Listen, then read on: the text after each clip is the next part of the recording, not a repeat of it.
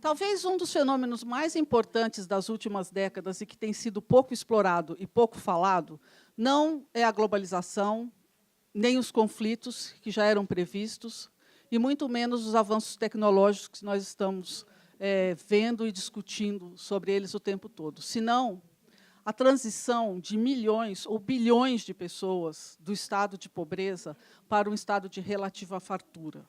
Isso vem acontecendo consistentemente nas últimas décadas, pelo menos nos últimos 40 anos no mundo. E nos próximos 12 anos, nós podemos ter 2,4 bilhões de pessoas com renda e acesso ao consumo em padrões de classe média, o que nós consideramos padrões de classe média.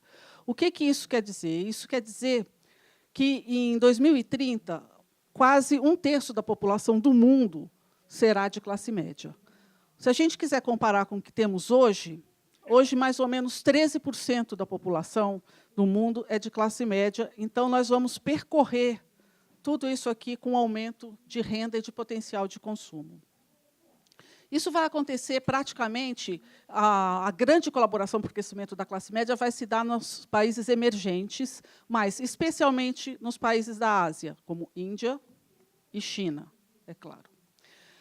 Essa grande massa vai conseguir ter um consumo que é mais ou menos o dobro do que a gente tem hoje. Hoje em dia, o consumo da classe média global é de 34 trilhões de dólares. Até 2030, ele deve atingir 64 trilhões de dólares. E é interessante saber que esse estudo, que foi feito pela OCDE, teve que ser revisto em 2015, porque, em 2015, nós já chegamos ao patamar de consumo que estava previsto só para 2020.